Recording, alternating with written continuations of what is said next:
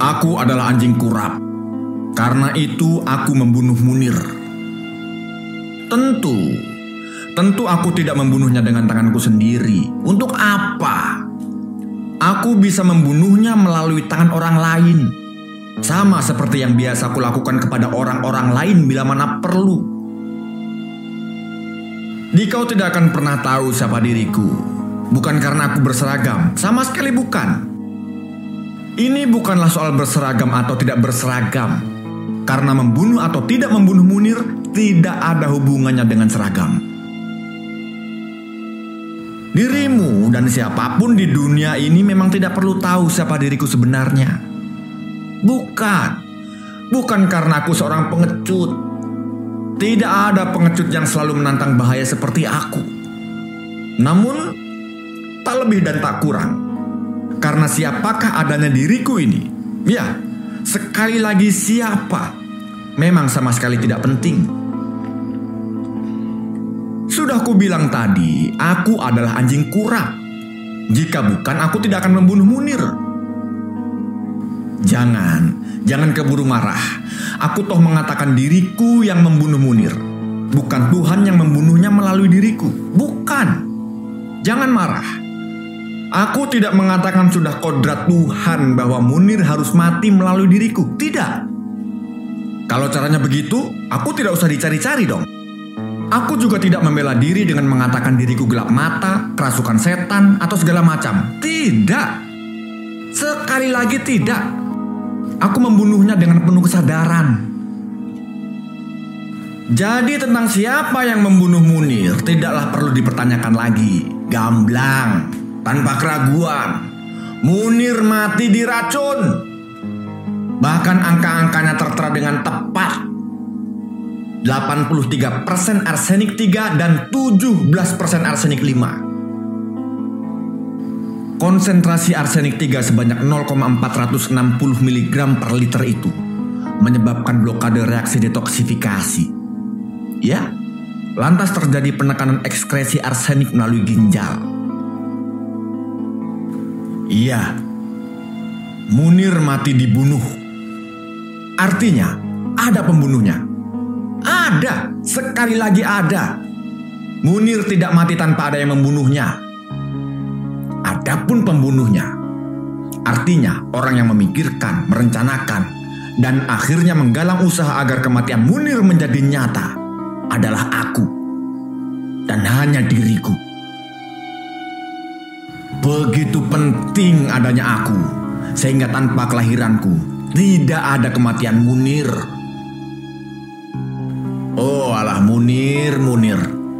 Maksud hati melanjutkan kuliah di Utrecht, Belanda.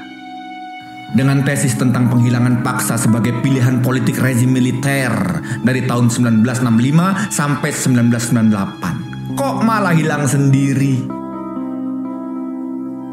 Ya, sejak tahun 1998 itulah kamu telah menantangku. Kamu bongkar kenyataan adanya orang hilang. Kamu dorong mereka yang telah dilepaskan untuk bicara. Setelah susah dan payah dilakukan intimidasi terhadap para aktivis ingusan itu. Memang beberapa di antaranya salah culik. Dasar amatir. Tapi ya tidak usah dibongkar-bongkar dong. Woi, nyap. Asal tahu saja Munir, bukan aku. Tapi kamulah yang membuatku memutuskan agar sisanya hilang selama-lamanya. Ya, aku membunuh Munir. Artinya, akulah yang merencanakan agar riwayat hidup manusia yang dimulai dari tanggal 8 Desember 1965 di Malang itu bisa segera ditamatkan. Dan ternyata berhasil pada hari Selasa 7 September 2004 di udara. Dalam pesawat Garuda, 40.000 kaki di atas tanah Rumania. Memang, aku tidak dengan tepat akan mengetahui bahwa berdasarkan analisis rasio konsentrasi arsenik 3 dan 5 ataupun berdasarkan simulasi farmakologi kinetik konsentrasi arsen dalam darah, arsenik itu akan perlu waktu 8-9 jam untuk membunuh Munir. Tidak akan dan tidak perlu. Yang penting dia mati dan tidak berkoar lagi. Tentu. Ketika merencanakan agar orang kecil berkumis lebat yang sangat menjengkelkan ini koit, aku tidak merencanakannya sampai serinci itu. Jika aku tahu orang-orang Belanda busuk itu akan memergoki adanya arsen atau racun dalam lambung, darah, dan air kencingnya, mungkin aku akan merencanakan cara pembunuhan yang lain. Tembak jarak jauh barangkali, tabrak dengan mobil, atau santet. Ya, kami, kelompok yang melaksanakan proyek pengkondisian Munir, pernah membicarakan ilmu Harry Potter ini, bahkan menghubungi sejumlah tukang santet. Tapi rencana yang satu ini tidak pernah terlaksana. Dasar tukang kibul semua. Rembulan merah, hutan terbakar, sungai berasap terpanggang bumi. Siapa dia menghirup mawar, darahnya menetes bersama sunyi. Ya, kuakui dengan terus terang akulah yang membunuh Munir. Tetapi tidaklah penting aku ini siapa. Seperti semua orang, aku juga dilahirkan seorang ibu. Aku tidak lahir dari pohon, tidak juga dari batu. Aku mohon percayalah, tidak sekalipun ibuku yang sama mulianya dengan ibu manapun di dunia ini akan pernah mengatakan bahwa membunuh itu baik. Ibuku mencintai ayahku. Ibuku melahirkan aku, menyusui diriku, merawat, mengasuh, dan dengan penuh kasih sayang membesarkan diriku. Dan setelah besar, aku membunuh Munir. Mungkinkah ini terjadi pada manusia? Mungkin iya, mungkin mestinya tidak. Tetapi janganlah bertanya kepada aku, karena seperti telah kukatakan, aku adalah anjing kurap. Dan hanyalah karena aku anjing kurap, maka aku membunuh Munir.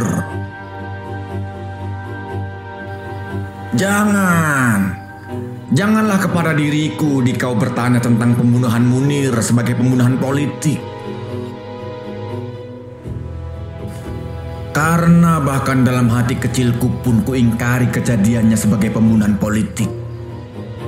Dengan atau tanpa politik, aku memang sudah lama empat terhadap Munir. Memang betul, sudah pasti itu bukan pembunuhan kriminal dan hanya pembunuhan politik yang membenarkan pembunuhan orang kecil yang tidak sudi digertak itu. Tapi apakah dengan begitu lantas pembunuhan itu menjadi sahih? Tentu saja tidak. Munir memang menjengkelkan dan mengkhawatirkan semua orang. Tetapi politik adalah sebuah permainan, dan permainan itu ada seninya. Jika ingin membungkam dan menghentikan Munir, seni itulah yang dimainkan, dan itulah yang semestinya dilakukan dalam politik. Ngomong di sana dan ngomong di sini, ngomong begini dan ngomong begitu. Jujur maupun licik, lugu maupun pura-pura lugu. Tipu daya macam apapun sahih selama tidak melanggar hukum. Dan dikau bisa berpikir sendiri apakah pembunuhan dengan cara seperti itu melanggar atau tidak melanggar hukum. Betapapun, di antara semua orang yang kebakaran jenggot itu tidak ada seorang pun yang berpikir, merencanakan, menggalang dan melaksanakan pembunuhan seperti diriku. Hanya satu orang yang melakukan semua itu, yakni aku, dan tiada lain selain aku. Tentu dengan sejumlah pembantu yang goblok. Maafkan bahasaku ini. Memang goblok. Aku pun mesti ngibul supaya kelompokku ini bisa bekerja. Ya, kelompok orang-orang bego yang tidak bisa membedakan antara terpaksa membunuh demi bela diri, bela negara, dan pembunuhan politik. Buat mereka, cukuplah diberi alasan bahwa Munir harus mati sebelum pemilihan presiden. Dan sungguh mati itu hanyalah omong kosong saja. Munir mati atau tidak mati tidak akan mempengaruhi jalannya pemilihan presiden sama sekali. Kukira mereka terbawa angan-angan yang dibawa film detektif. Bahwa kerja intelijen itu kok rasanya kurang afdol tanpa menumpahkan darah.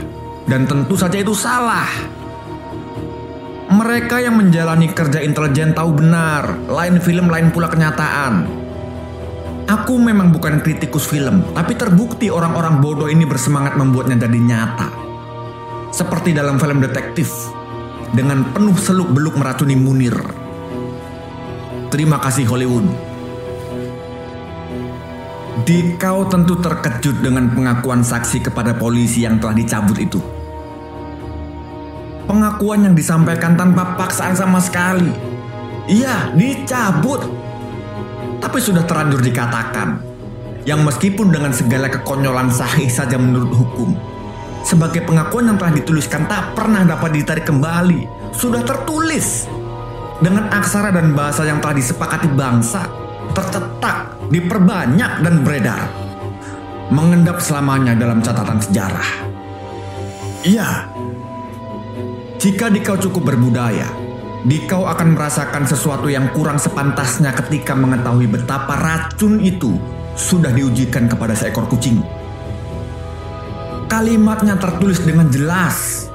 Dikasih ke ikan asin, dimakan kucing, kucingnya mati. Dilanjutkan sebuah pesan, racun ini tidak boleh kena orang lain selain Munir.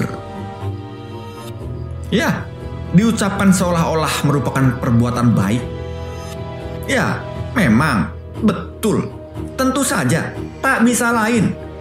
Bahwa banyak yang senang, bahkan sungguh-sungguh bahagia, tanpa pernah merasa perlu berterus terang dengan kematian Munir. Itulah mereka yang ikut teruntungkan karena kepentingannya yang terselamatkan. Kepentingan apa? Entahlah. Tapi sudah pasti berbau busuk. Dan mereka tahu bahwa Munir telah mengendusnya. Dasar maling. Ya, maling. Yang pekerjaannya mengendap-endap dan mencuri tanpa pernah dipergoki orang. Sekali kepergok bukannya merasa bersalah, malah menyalahkan orang yang memergokinya. Dasar logika aneh. Namun dari semua keajaiban itu, tidak ada seorang pun yang berpikir seperti aku. Bahwa karena aku anjing kurap, maka aku membunuh Munir. Rembulan menghitam di langit malam. Lelawar terjatuh tiada pegangan. Dingin angin menebarkan dendam. Bisikan maut menjelma kutukan.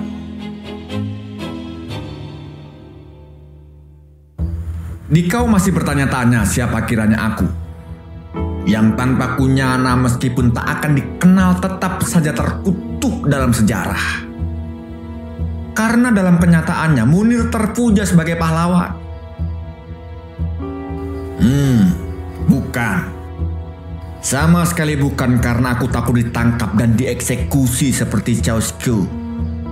Dikeroyok beramai-ramai seperti Gaddafi. Atau digantung dengan kepala di bawah dan menjadi tontonan seperti Mussolini. Sama sekali bukan. Jadi tadi ku katakan betapa seperti dirimu pun aku punya seorang ibu.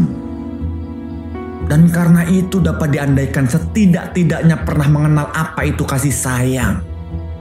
Iya, kasih sayang terhadap kucing, kambing, meski tega menyembelihnya, monyet, lutung, siamang, orangutan maupun orang biasa. Dapat kukatakan diriku pun mempunyai keluarga, anak istri, yang dengan sangat menyesal harus kusampaikan tak mengenal dan tak akan pernah mengenal siapa diriku sebenarnya. Begitulah, apa boleh buat. Istriku terlanjur mengenalku sebagai suami yang meskipun barangkali tidak terlalu baik, barangkali juga tidak terlalu buruk. Bersikap baik pada mertua, menghormati segenap keluarga besarnya, bahkan melakukan sembah sungkem kepada para sesepuh setiap hari lebaran ketika mereka masih hidup. Anak-anak tak bisa tidak juga hanya mengenalku sebagai ayah yang baik, meski tak harus terbaik. Karena terus terang diriku ini tidak terlalu berbakat menunjukkan kasih sayang. Betapapun, Percayalah, aku tidak akan bisa membunuh bayi. Apakah itu berarti aku sebenarnya mempunyai hati yang cukup baik? Mungkin, kenapa tidak? Tidak seperti perempuan-perempuan yang tak punya hati itu. Aku tidak akan membuang bayi ke dalam tong sampah. Ya, jelek-jelek aku masih punya sedikit hati nurani. Aku memilih untuk meracuni Munir sebenarnya bukanlah karena aku ini orang yang kejam. Meracuni adalah salah satu dari 3 pilihan, yakni menaruh bom dalam mobil, menyantet, dan meracuni itu sendiri. Untuk yang pertama, ahli bomnya terlalu banyak minta jaminan. Enak bener ya, sudah meledakkan mobil orang. Ya, waktu itu Munir baru saja membeli mobil bekas. Dasar kismin. Masih minta perlindungan. Yang kedua, sudah kubilang tukang-tukang santetnya kebanyakan alasan. Katanya Munir dilindungi keris segala. Yang ketiga, menggunakan racun. Memang paling mungkin dijalankan. Teror bom yang manapun, pelakunya langsung tertangkap. Santet manapun juga sering terlacak kembali. Setidaknya begitulah dalam dongeng, oleh dukun lain yang lebih sakti. Sedangkan racun ini terbukti. Meski sudah jelas Munir diracuni, belum jelas racun itu datang melalui jus jeruk, mie goreng, atau minuman dari Coffee Bean. Tidak berbau, tidak berasa. Kelarutannya cukup besar. Bila dicampur makanan atau minuman, tidak akan menghilangkan rasa atau mengubah warna. Kecuali bau bawang putih kalau dia nanti muntah dan ke WC ketika arsenik bercampur protein. Bawang putih? Nah, itu mah bau orang kampung kalau masuk angin. Lumayan canggih bukan? Tentu hanya diriku yang tahu bagaimana semua itu akan dan telah berlangsung. Memang ada juga yang berlangsung di luar perhitungan. Ya. Sama sekali di luar perhitungan. Lagi-lagi amatir. Sehingga terjadilah kegemparan yang berlanjut dengan drama pengadilan. Drama. Ya, drama dalam 2 pengertian. Dapat disebut drama karena memenuhi persyaratan dramatik dalam seni pertunjukan. Dan bisa disebut drama karena penuh dengan kepura-puraan. Bersandiwara dalam kehidupan sebenarnya. Tidak percaya? Ikutilah kutipan percakapan jaksa dengan saksi yang sudah beredar luas ini. Pernahkah saudara bekerja di sensor oleh pengarang? Lupa saya. Pengunjung tertawa. Baik. Saya akan membacakan BAP saudara. Penyidik bertanya. Apakah saudara mengenal Munir? Bila iya, kapan dan di mana?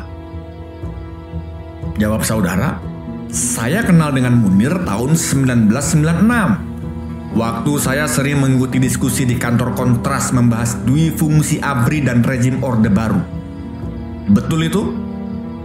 Betul. Kemudian, sejauh mana yang Anda tahu tentang rencana pembunuhan terhadap Munir?